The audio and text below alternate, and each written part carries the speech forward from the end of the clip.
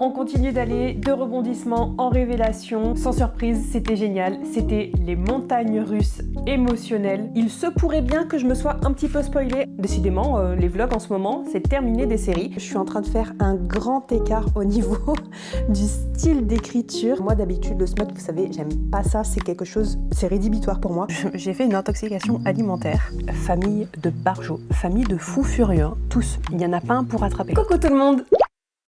Et bienvenue sur cette nouvelle vidéo, je vous retrouve pour un nouveau vlog lecture qui cette fois-ci va durer une semaine et je vais continuer ma lecture de l'Empire de l'Aube de Jay Kristoff, le troisième et dernier tome de la série L'Empire du Vampire. Je suis à 74% et si vous voulez voir mes réactions jusque-là, n'hésitez pas à aller voir le vlog qui est sorti la semaine dernière puisque j'ai quand même déjà eu pas mal d'émotions et je pense d'ailleurs que je suis pas du tout au bout de mes surprises. Là, il est 17h passé, j'ai encore 2-3 petites choses à faire et ensuite je me pose avec ma lecture, avec Ruby sur le canapé et je pense que je vais continuer les montagnes russes émotionnelles avec cet auteur, cette trilogie et ses personnages. Makobo m'affiche qu'il reste encore 8 heures de lecture avant que je termine l'Empire de l'Aube.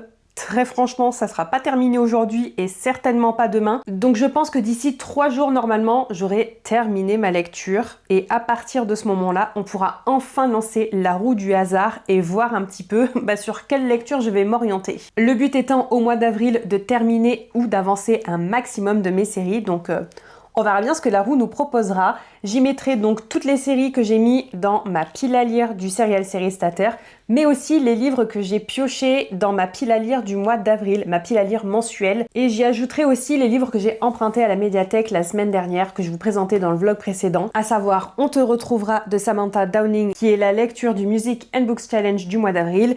Et j'ai aussi le tome 3 du Tombeau scellé de Tamsin Muir, tome 3 qui est donc Nona la 9e. Ça me permettrait de me mettre à jour dans la série. Donc dans ce vlog là, on va voir un petit peu ce que l'avenir nous réserve. Aujourd'hui dimanche donc, ça va être d'avancer un maximum dans l'Empire de l'Aube. Demain matin, je vais faire une petite balade en librairie. Normalement, je devrais m'acheter l'intégrale 3 des Aventuriers de la mer de Robin Hobb, puisque ce mois-ci, au mois d'avril, je termine mon intégrale 2.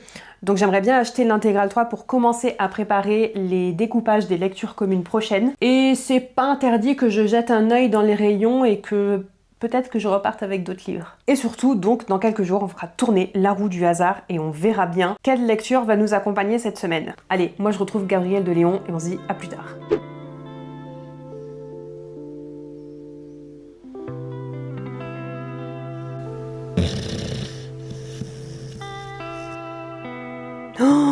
Oh là là.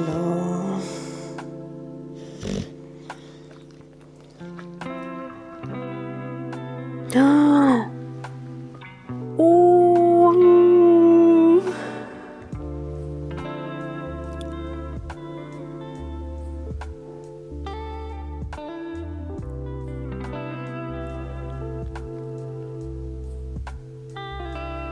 Oh yes.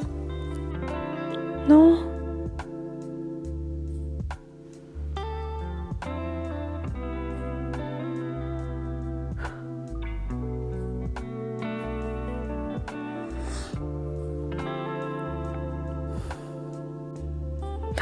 Yes!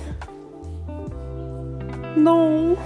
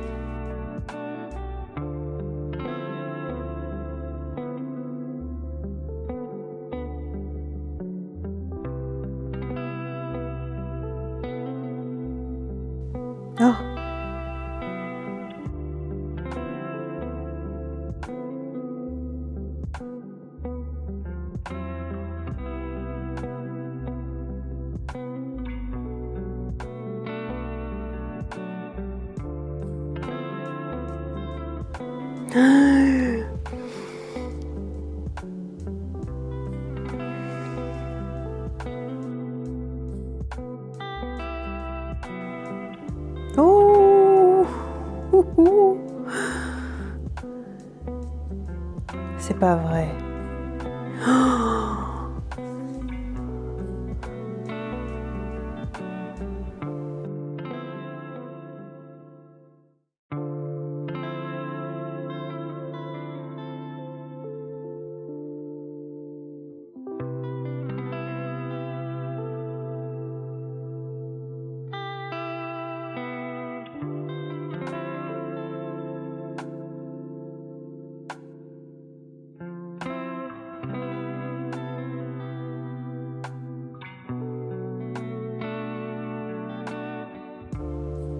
Non!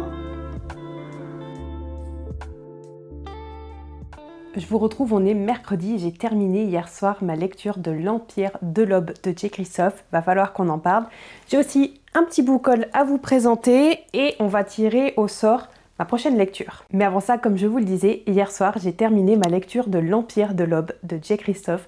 J'ai terminé la série de l'Empire du Vampire et sans surprise, encore une fois, ça a été une lecture extraordinaire. On continue d'aller de rebondissement en révélation et Jay Kristoff nous tient en haleine quasi jusqu'à la dernière page. C'était tout simplement incroyable. J'ai adoré. J'ai quand même été un petit peu embêtée par les quelques longueurs à partir des 3/4 du roman, je dirais, mais je pardonne à l'auteur parce que il y a une raison pour laquelle ça a ralenti un petit peu. Sans surprise, c'était génial. C'était les montagnes russes émotionnelles. Je suis trop contente de l'avoir sorti de ma pile à lire déjà parce que c'était un bon gros pavé et surtout parce que c'était une lecture juste géniale. 5 étoiles, coup de cœur, encore une fois. Et je crois que je vous l'ai dit dans le vlog précédent, mais clairement l'une des meilleures séries que j'ai jamais lues. Et une série qui va longtemps me marquer. Je pense que de toute façon, je vous aurais inséré quelques clips de moi en train de lire la fin de l'Empire de l'Aube pour que vous vous rendiez compte à quel point c'était haletant, à quel point il y avait de la tension et à quel point j'étais investie dans ma lecture. Ensuite, comme je vous le disais, petit book haul puisque je crois que je vous l'avais dit dans l'intro de ce vlog, mais j'avais prévu lundi matin de passer entre autres en librairie pour récupérer la 3e et dernière intégrale des Aventuriers de la Mer de Robin Hobb. C'est donc chose faite et puis j'ai préparé mon petit découpage de tomes aussi. D'ailleurs, en parlant de ça, je suis à jour dans mon intégrale 2 et dans la lecture commune. J'ai lu ce matin le chapitre du jour et la tension continue de monter doucement mais sûrement. Robin Hobb, elle est super forte pour faire monter la tension et pour faire avancer son intrigue à tout petits pas et je pense que dans l'intégrale 3 ça va être explosif. Il se pourrait bien que je me sois un petit peu spoilée en lisant ici le résumé du tome 3 ou du moins le résumé qui va lancer cette intégrale 3, pas le tome 3, l'intégrale 3 avec les tomes 7, 8 et 9. Donc ouais, j'ai pas fait exprès, je me suis dit ça craint pas, je le lis. Et en fait je me suis spoilé la toute fin du tome que je suis en train de lire. Je vais essayer d'oublier ça, mais clairement je suis trop curieuse et ça promet d'être complètement épique. Donc j'ai récupéré la suite et fin des Aventuriers de la Mer et en même temps je suis tombée sur les préludes à l'Assassin Royal. Donc il y a 2 préludes qui sont des très courts formats, des petites nouvelles si vous voulez. Il y en a une qui fait 121 pages et l'autre qui en fait 150. Et techniquement ce sont des lectures que j'aurais dû faire avant même de commencer le cycle de l'Assassin Royal l'année dernière.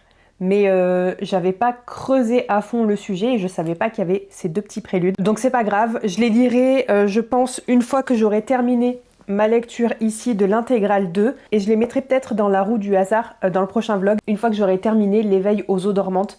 C'est pas grave si je le lis entre 2 tomes des Aventuriers de la Mer, mais j'aimerais quand même les découvrir. Il y a donc le prélude Le Prince Bâtard, ici présent. Celle-ci, elle fait 153 pages et en réalité, il y a même 2 parties. Donc j'imagine que c'est 2 nouvelles différentes. La première s'intitule La princesse qui n'en faisait qu'à sa tête et la seconde, c'est bien Le Prince Bâtard. Et pour celui-ci, c'est Retour au pays, c'est celle qui fait 120 pages. Donc ces 2-là se lisent avant l'Assassin Royal, avant le tome 1 de toute cette série à rallonge qu'est Le Royaume des Anciens en 36 tomes. C'est pas grave si on les lit pas, il n'y a aucun problème, mais moi je suis tellement curieuse et j'aime tellement l'univers que Robin Hobb a pu construire que je voudrais quand même les découvrir. Et vu la beauté des couvertures qui sont raccord avec la réédition de la saga dans son entièreté, je suis un petit peu déçue que ça colle pas vraiment à mes intégrales. C'est pas la même taille, mais surtout c'est pas du tout la même charte graphique, mais c'est pas grave, je les trouve trop beaux. Et comme ils n'existent pas dans d'autres éditions, ou du moins j'en ai pas connaissance, je me suis dit c'est pas grave, je les prends quand même. Et enfin, j'ai aussi un petit peu traîné dans le rayon occasion et je me suis pris Burnt Offerings de Robert Marasco, que j'ai dans mon radar depuis un bon moment, mais il m'intéressait pas au point de l'acheter en version neuve et ma médiathèque ne l'a pas. Donc je m'étais dit, le jour où je tombe dessus, où il est pas trop cher, je le prends. Et ça a été le cas, il était à 2,99 €. Donc je l'ai embarqué avec moi. C'est un roman qui a été initialement publié dans les années 70 et apparemment, il est à l'origine de l'inspiration de Stephen King pour ce roman The Shining. Donc clairement, on va partir dans un espèce de classique de l'horreur. On va suivre une famille qui part en vacances dans une vieille demeure pour l'été. Ça promet d'être paradisiaque, d'être vraiment des vraies vacances relaxantes. Mais les propriétaires de la maison ne demandent qu'une seule chose à leurs nouveaux occupants, c'est de donner à manger à leur vieille mère qui reste dans la maison et qui reste cloîtrée dans une chambre. Clairement, si c'est pas une ambiance malaisante, je sais pas ce qu'il vous faut. Apparemment, c'est un roman qui est considéré comme l'un des chefs-d'œuvre de l'angoisse. Peut-être que je le lirai cet été, je pense que ce sera l'ambiance parfaite. Et donc maintenant, il est temps de découvrir ensemble quelle lecture va m'accompagner pour la suite de ce vlog. Je vous avoue que j'ai pas particulièrement envie de continuer dans la fantasy pour le moment. J'ai besoin de m'en éloigner un petit peu, j'ai besoin de quelque chose qui se lise assez vite, qui soit assez haletant, mais j'ai pas envie de retrouver un world building, donc j'ai éliminé tout ce qui est fantasy de ma palle du serial série starter et de ma palle du mois d'avril. Donc dans la roue pour aujourd'hui, on va retrouver uniquement 6 options. Il y a la lecture du Music and Books Challenge, on te retrouvera, de Samantha Downing. J'ai aussi mis la bibliothèque engloutie, qui est le 2e tome de la duologie d'Isabelle Ibanez. J'ai aussi mis l'inconnu de Cleveland de Thibaut Ress, si je me souviens bien, c'est ma non-fiction du mois et c'est du true crime. En thriller, j'ai aussi mis La femme de ménage voit tout, le 3e et dernier tome de La femme de ménage de Freda McFadden. Et niveau Cozy Murder Mystery, j'ai mis le tome 2 de la série Ernest Cunningham, Tout le monde dans ce train est suspect, et le tome 3 du club des amateurs des romans policiers, Meurtre sous les étoiles. Donc, on va bien voir, et il est temps de découvrir ce que je vais lire pour la suite de ce vlog. Et apparemment, je termine une série avec La femme de ménage voit tout de Freda McFadden. Il est juste ici. Je suis contente, ça va me permettre de terminer une autre série. Décidément, les vlogs en ce moment, c'est terminer des séries. C'est pas plus mal. Je vous avoue que ça fait super longtemps qu'il est dans ma pile à lire. Je pense que je l'ai acheté le jour de sa sortie ou la semaine de sa sortie en tout cas. Il me semble bien que dans ce tome-ci, on retrouve Millie plusieurs années après la fin du tome 2. Elle est mariée, elle a des enfants, elle s'installe dans une nouvelle maison avec sa famille et apparemment c'est les voisins qui vont un peu chercher des problèmes. Je suis très curieuse de voir si ce tome 3 est à la hauteur des tomes 1 et 2. En tout cas, je pense que ça va se lire vite parce que les Freda McFadden, en général, je les dévore. Donc on va bien voir ce qu'il en est. Je pense que je vais le commencer cet après-midi et ce soir, il y a de nouveau des reading sprints organisés par Elise. Donc je vais continuer ma lecture aussi ce soir. Et je pense que je viendrai vous voir quand même à mi-parcours. Sur ce, il n'y a plus qu'à.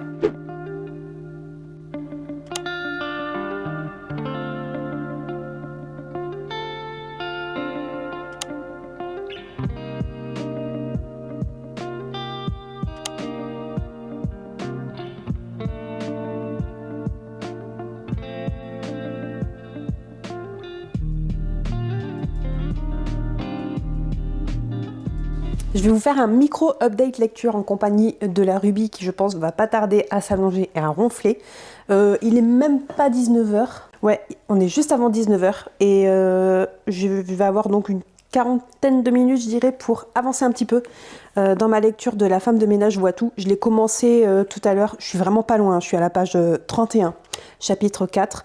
Donc j'ai pas vraiment d'update à proprement parler à vous donner. Par contre, je voulais juste mentionner que je suis en train de faire un grand écart au niveau du style d'écriture, du style de narration, où quand même avec J. Christophe dans l'Empire de l'Aube, c'était hyper bien construit, tout était hyper bien amené, c'était subtil, il y avait presque une vraie poésie dans la façon d'amener les choses, de raconter certains événements, pour dire même les scènes de smut dans la série de l'Empire du Vampire, je les aime. Alors que moi d'habitude le smut, vous savez, j'aime pas ça, c'est quelque chose, c'est rédhibitoire pour moi. Mais dans l'Empire de l'Aube, même ça, c'était beau. C'est juste beau.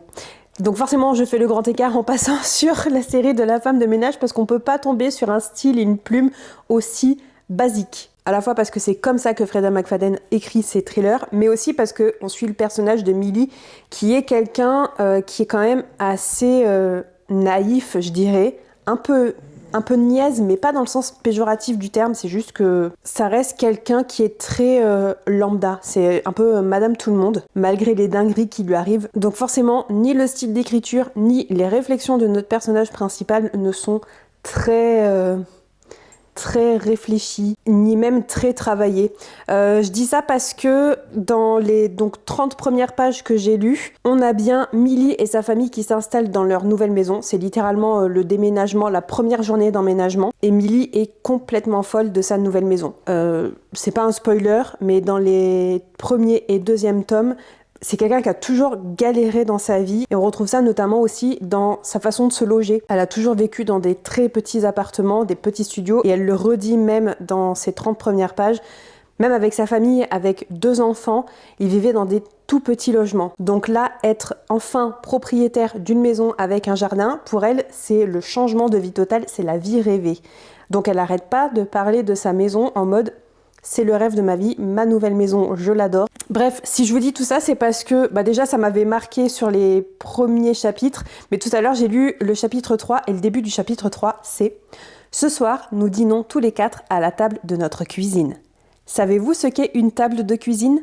C'est une table qui tient à l'intérieur de la cuisine. » Donc quand je vous dis que c'est le grand écart au niveau du style d'écriture, vraiment je plaisantais pas. C'est très très simple, très basique. Et alors oui, ça peut même paraître un peu bébête, mais c'est volontaire. C'est aussi, je pense, un petit peu Millie qui se rabaisse, alors plus ou moins volontairement, mais c'est juste qu'elle en fait des caisses, et c'est un peu le ton qui est voulu, et un peu l'humour, entre guillemets, qui est voulu, ce style un peu lourd, un peu bébête, mais qui marche bien, qui fait que du coup ça se lit vite quand même. Mais je vous avoue que je reste un peu sceptique quant au fait que ça va être un succès, parce que l'écart est peut-être vraiment un peu trop grand avec l'Empire de l'Aube. On va bien voir. De toute façon, comme je vous le disais, j'ai environ 45 minutes, donc je vais avancer un petit peu dans ma lecture avant d'aller manger et de continuer avec les reading sprints ce soir.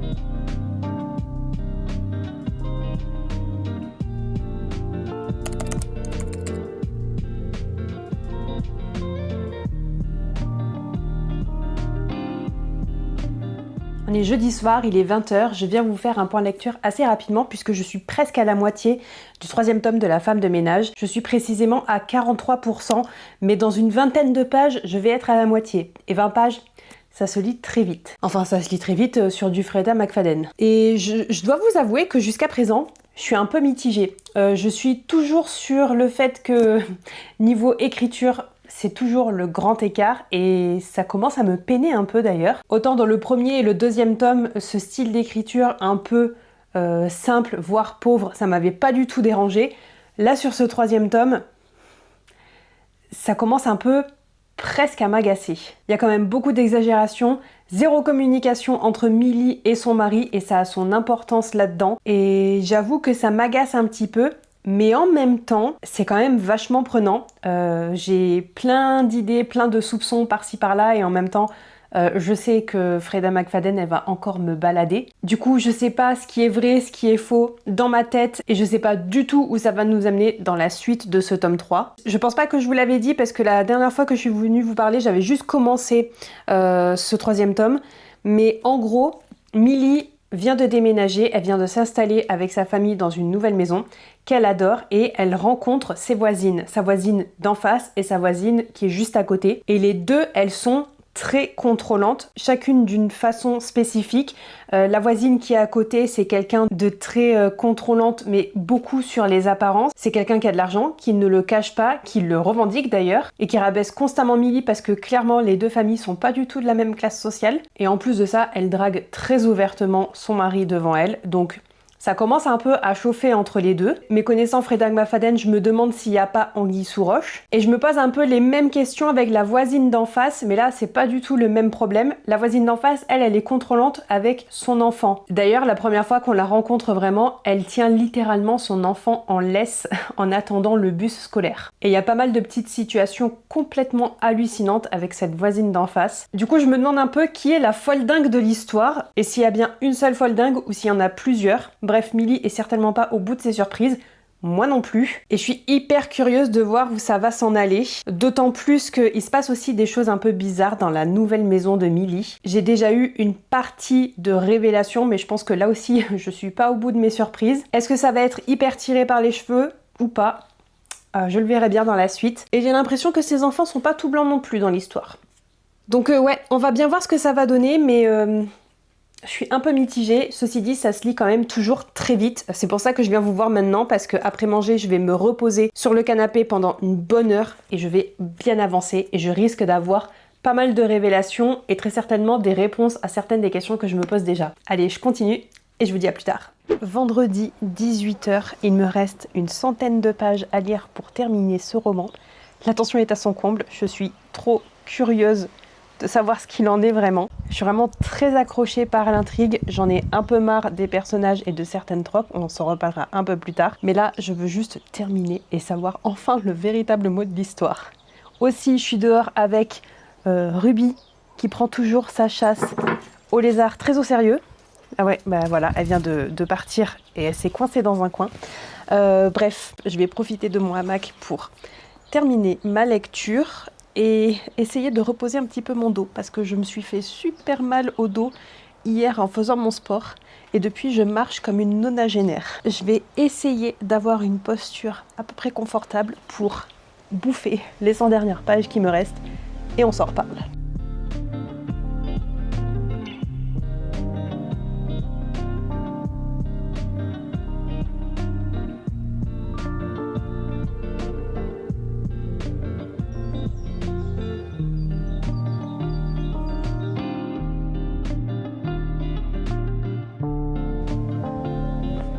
En fait, j'ai un soupçon depuis bien facile une centaine de pages. Mais si c'est ça, je suis pas certaine d'apprécier. Mais en même temps, si c'est pas ça, elle m'aura bien baladée. Petite citation qui ne spoile pas. On parle de livres et la citation c'est: en général, le troisième d'une série est souvent moins bon, mais ce n'est pas sa faute. C'est marrant, c'est un peu la sensation que j'ai avec celui-là.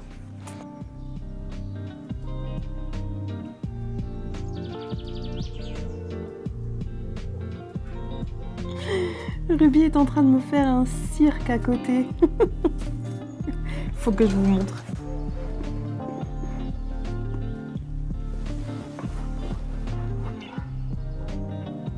Cherche ma fille. Cherche. Alors.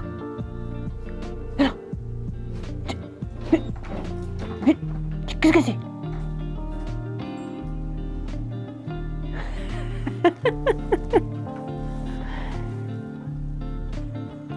Qu'est-ce que c'est, ma chérie?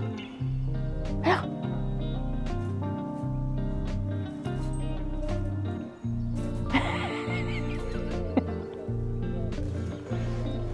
Il me reste 30 pages et elle me déconcentre.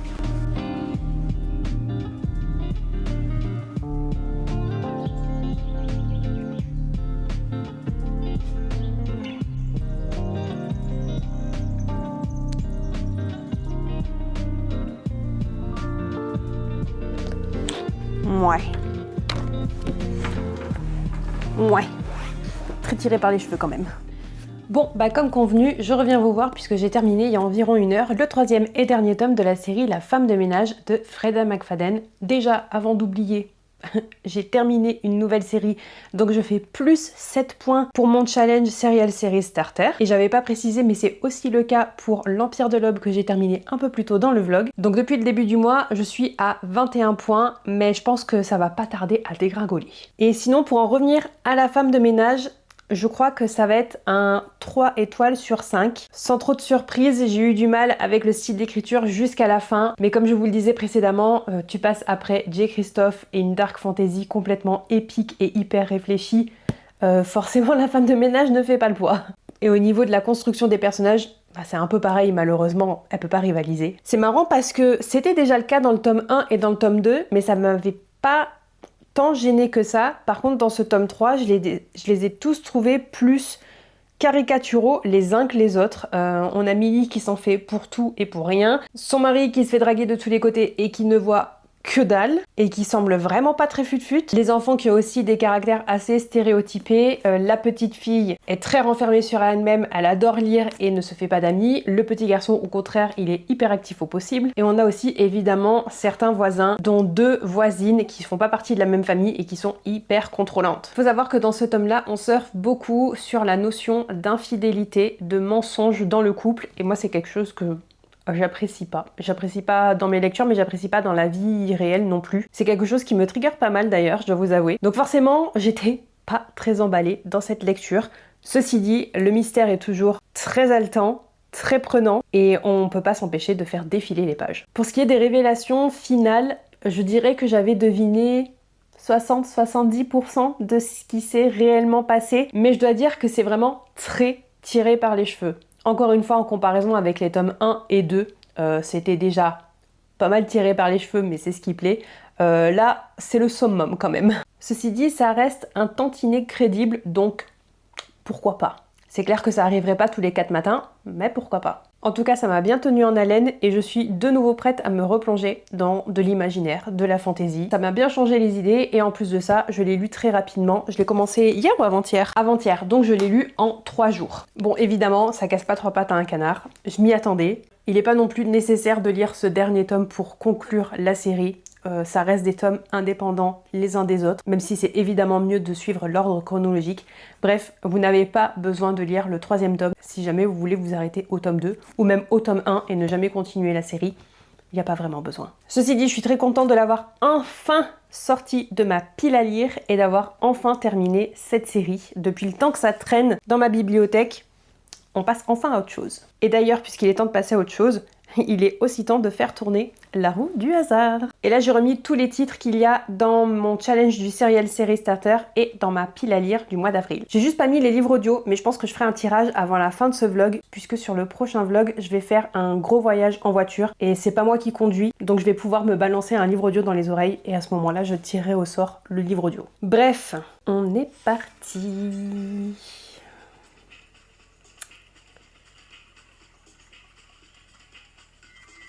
Évidemment, c'est le jaune, je vois rien. Ah, super! Super! Je suis très contente puisque c'est On te retrouvera de Samantha Downing. Je vais rester dans le côté polar et thriller. C'est un peu dommage, mais c'est pas grave. Mais je suis surtout contente parce que déjà, c'est une lecture de la médiathèque, donc j'ai un certain délai pour le lire avant de le rendre. Et surtout, c'est la lecture du Music and Books Challenge du mois d'avril, donc c'est très bien. Ce sera la première fois que je découvre cette autrice. Ici, on va suivre, j'imagine, une double temporalité, puisqu'on va suivre une fratrie. Il y a un frère, 2 sœurs qui partent en road trip avec leur grand-père. Au présent, ils sont adultes et ils partent en road trip avec leur grand-père pour mettre la main sur l'héritage. Quoique je vous dis ça, mais je suis pas sûre qu'ils partent avec le grand-père, parce que j'ai l'impression qu'il est déjà mort. Bref, on verra bien la lecture. Et donc double temporalité, comme je vous disais, puisque 20 ans auparavant, ils avaient déjà fait ce même road trip, mais avec un enfant supplémentaire qui a été porté disparu et qu'on n'a donc jamais retrouvé. Et apparemment, tous les passagers ont quelque chose à cacher. Ils essaient de faire abstraction de la disparition jamais élucidée et de la voiture qui les suit. Au moins l'un d'entre eux est un tueur et il y a un cadavre dans le coffre.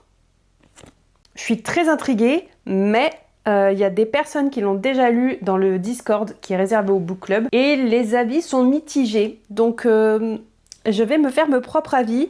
Ces personnes-là ont aussi dit que ça se lit très vite. Donc j'ai bon espoir de pas trop le faire traîner.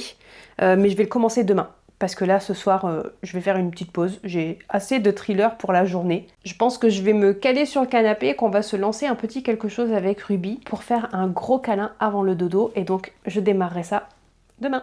Bon les amis, je vous retrouve, on est vendredi 24 avril et j'ai un gros update à vous faire. Déjà, vous pouvez le constater, je suis pas du tout dans mon décor habituel. Je suis dans le sud-ouest de la France pour quelques jours. Je crois d'ailleurs que je vous en avais parlé dans le dernier clip, mais en fait, il s'est passé plein de choses depuis. Et d'ailleurs, c'est en partie pour ça que cette vidéo sort une semaine en retard. D'ailleurs, il me semble bien que ça fait une semaine tout pile qu'on ne s'est pas parlé et j'ai très peu vlogué depuis. C'est tout simplement parce que j'ai fait une intoxication alimentaire. Samedi, j'étais à une réunion familiale et disons qu'il y a un repas qui est vraiment pas bien passé. J'ai commencé à être malade à partir du samedi soir, dans la nuit de samedi à dimanche. La journée de dimanche a été une horreur. J'ai cru que j'allais mourir. En tout cas, j'avais envie de mourir tellement j'étais mal. J'étais mal. Du coup, évidemment, j'ai pas lu. Et lundi, c'était le jour du départ. J'avais à peine commencé à recouvrer des forces. J'étais encore très déshydratée. Le voyage a été très compliqué, mais je m'en suis pas trop mal sortie. Je craignais d'être encore malade sur la route, mais finalement, ça a été. Et donc, depuis lundi soir, je suis dans les Hautes-Pyrénées. D'où le décor. D'ailleurs, je me suis mise, là normalement il y a les Pyrénées juste derrière moi. Je pense pas que ça se voit, mais bon, au cas où.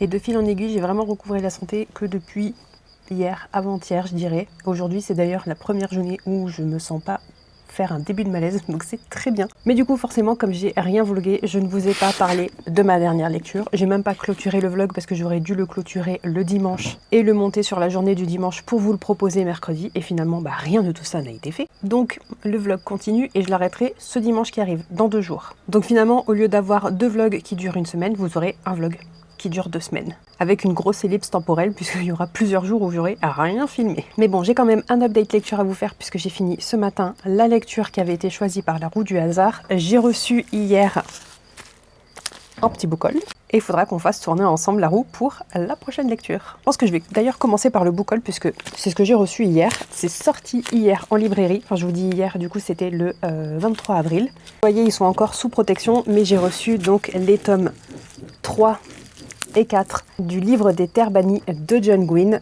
J'avais reçu les tomes 1 et 2 plus tôt dans l'année, le tome 1 à Noël et le tome 2 dans le vlog précédent du coup. Et donc j'ai désormais le tome 3 et le tome 4 pour avoir ma collection complète des éditions collector de cette série. Alors on va donc commencer par le tome 3 sur 4, Ruine, qui là est parti sur un code couleur plutôt jaune or, avec le jaspage comme d'habitude qui reprend la couverture initiale, donc comme ceci pour la tranche. Magnifique. La carte des Terres Bannies sous la jaquette. Et donc le livre sous la jaquette, il est comme ceci. Ici, on est plutôt sur une couleur or très très foncé, bronze je dirais même, et il est trop beau.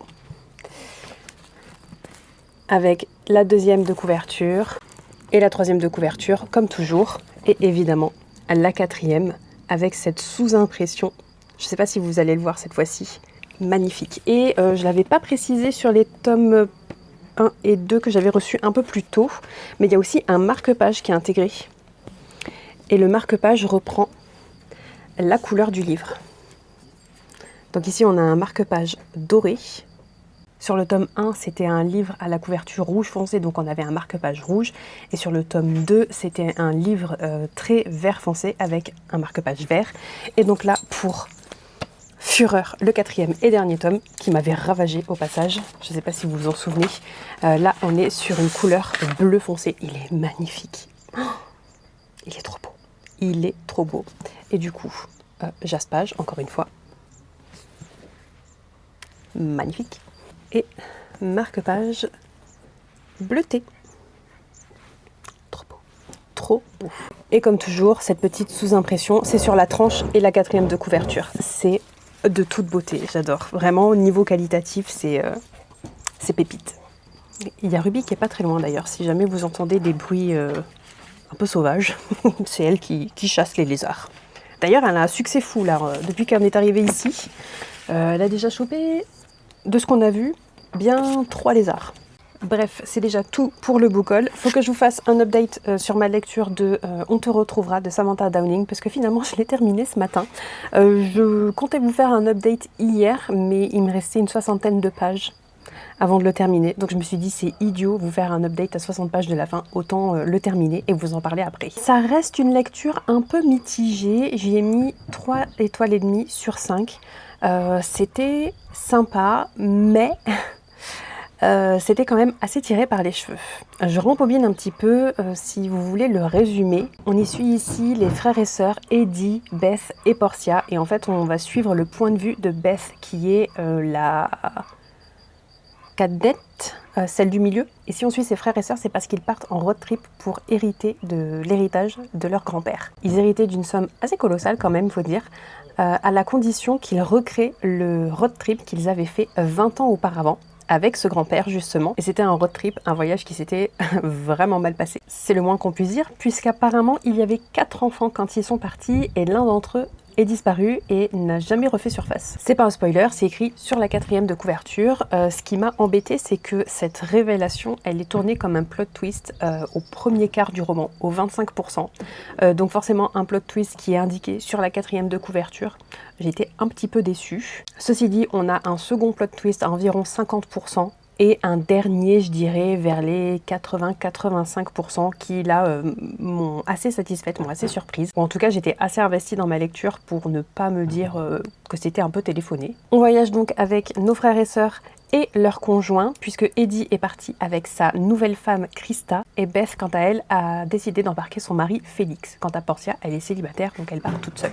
Ils sont donc 5 dans ce véhicule qui va reparcourir les 2 semaines de road trip que la fratrie avait fait avec son grand-père 20 ans auparavant. Alors on voyage beaucoup, c'est parfois un peu monotone, un peu répétitif, mais c'est le cas d'un road trip.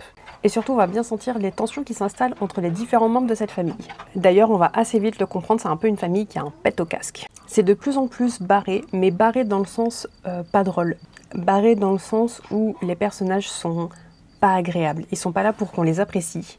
Et d'ailleurs, on ne les apprécie pas. C'est un peu ce qui m'a manqué d'ailleurs. Moi, j'aime bien m'attacher aux personnages, et là, ça n'a pas du tout été le cas, mais c'est voulu de la part de l'autrice. Et même si j'ai accroché à l'intrigue, comme je vous le disais, ça reste quand même assez tiré par les cheveux. Ceci dit, les 20-30 dernières pages sont très accrocheuses, très addictives. Tout s'enchaîne, évidemment, on a pas mal de révélations.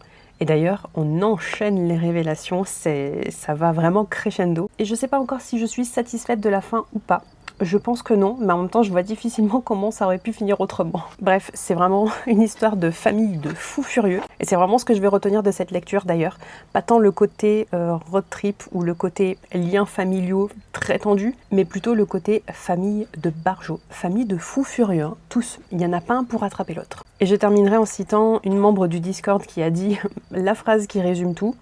C'était agréable, mais c'est pas inoubliable. Et comme je vous ai dit que je l'ai terminé ce matin, vous l'avez compris, ça fait presque une semaine que je traîne cette lecture puisque je l'ai commencé samedi matin, si je me trompe pas, avant de partir à ma réunion familiale et puis du coup de faire un gros blackout. Et vu que j'ai enchaîné celui-ci et juste avant La femme de ménage voit tout, j'en ai un petit peu marre. Des thrillers domestiques. J'ai très envie de retourner dans de la fantasy. Alors j'ai quand même amené avec moi dans ma valise mes 2 murder mystery, mais je pense que je vais pas les mettre dans ma roue de la fortune pour aujourd'hui. J'ai vraiment envie de me tourner vers de la fantasy, ou en tout cas de l'imaginaire. Donc ceux-là, je vais les garder de côté pour l'instant. Et dans ma roue de la fortune, je vais quand même mettre mes 2 petits préludes ici présents que j'ai embarqués avec moi. Et je vais aussi rajouter Four Rune Realms que j'ai en version audio. C'est le 2e tome de la trilogie de Five Broken Blades de May Corland. Et écoutez, c'est parti! Ok, c'est Four Rune Realms, la lecture audio donc, qui a remporté ce tour. Je vais le relancer parce que je vais l'écouter, mais je vais aussi l'écouter sur le retour où on a quasiment 7 heures de route. Donc je vais l'écouter à cheval sur ce vlog-là et le vlog que vous aurez la semaine prochaine. Donc on va le relancer, on va faire supprimer cette option et on va le relancer pour avoir une lecture physique quand même.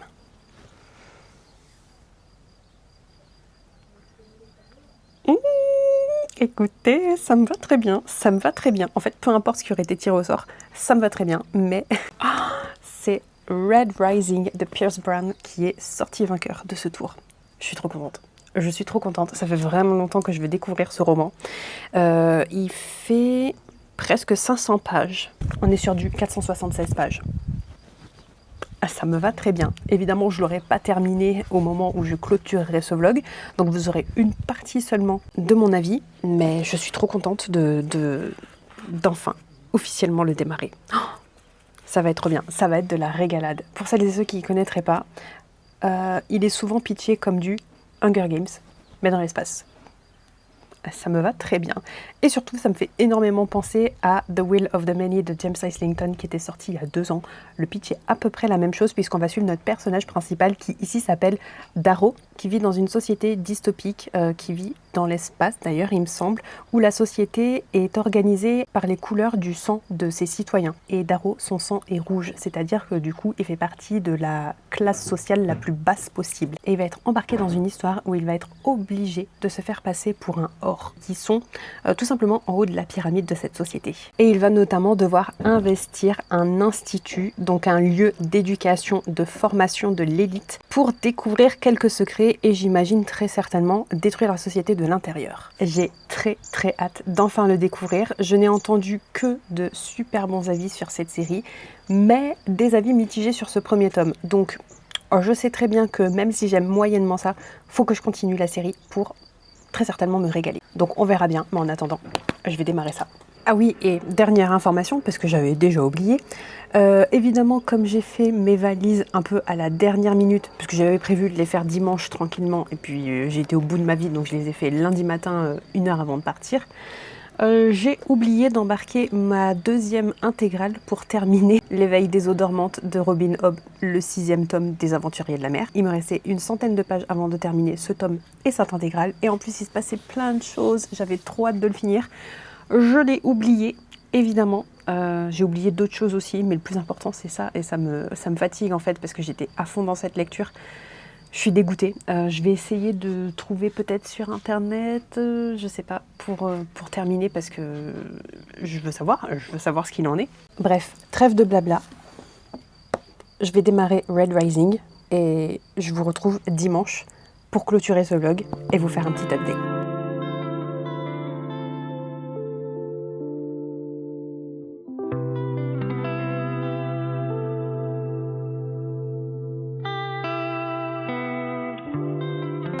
Bon écoutez les amis, je vous retrouve comme convenu dimanche soir et vous savez quoi? J'ai déjà bien avancé dans ma lecture de Red Rising de Pierce Brown. Je suis à un peu plus d'un tiers, à 38% précisément, et je viens d'attaquer la partie 3, arrivée au chapitre 20, page 179. Et franchement pour le moment je suis agréablement surprise, ça se lit tout seul. C'est compréhensible, le world building est pas vraiment difficile à appréhender et évidemment il y a beaucoup de similitudes avec The Will of the Many de James Islington et du coup, du fait qu'il y ait autant de similitudes, je suis pas vraiment perdue. Et pour celles et ceux qui seraient inquiets, c'est quand même plus facile d'aborder Red Rising que The Will of the Many.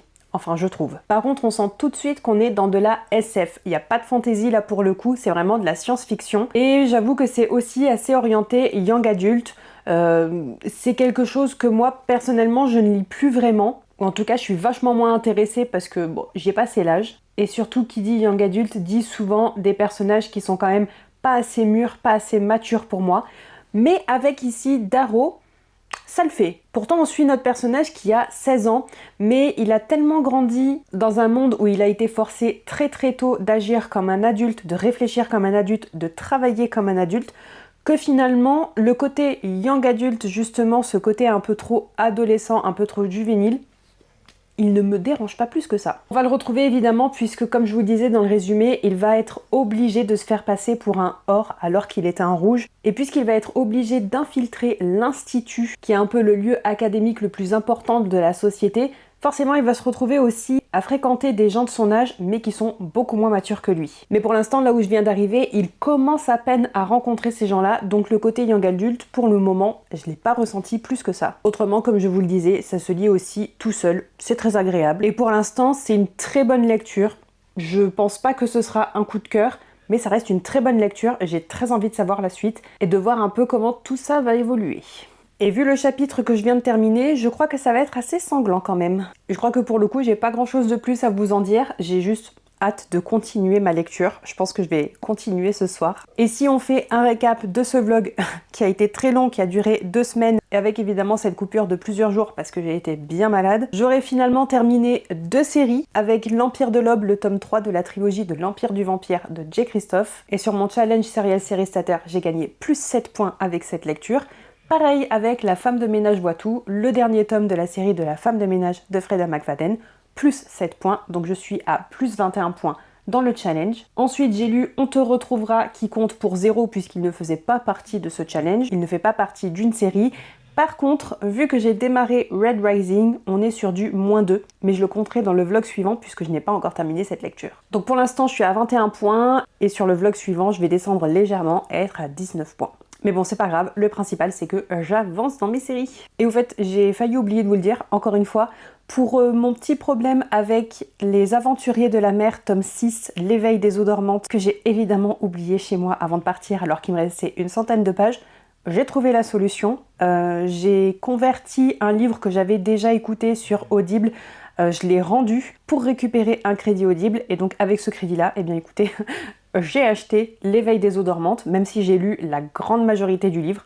Je vais continuer en audio, mais il me faut mes réponses avant la semaine prochaine. Enfin, je peux pas rester comme ça, il me faut terminer ce tome qui était vraiment palpitant, vraiment très intéressant et avec pas mal de tension. Donc je vais pouvoir terminer ma lecture de ce tome-là et enfin avoir le fin mot de l'histoire. C'est donc sur cette note-là que je termine ce vlog. N'hésitez pas comme d'habitude à me dire ce que vous en pensez. Et si jamais vous avez lu Red Rising, n'hésitez pas à me dire ce que vous avez pensé de ce tome-là et de la série. Et si pour une raison ou pour une autre vous ne souhaitez pas laisser de commentaires, vous pouvez toujours laisser un emoji voiture, parce que pourquoi pas. Autrement, je vous dis à la semaine prochaine dans un nouveau vlog ou samedi prochain à 10 h comme d'habitude pour une prochaine vidéo. Bye bye!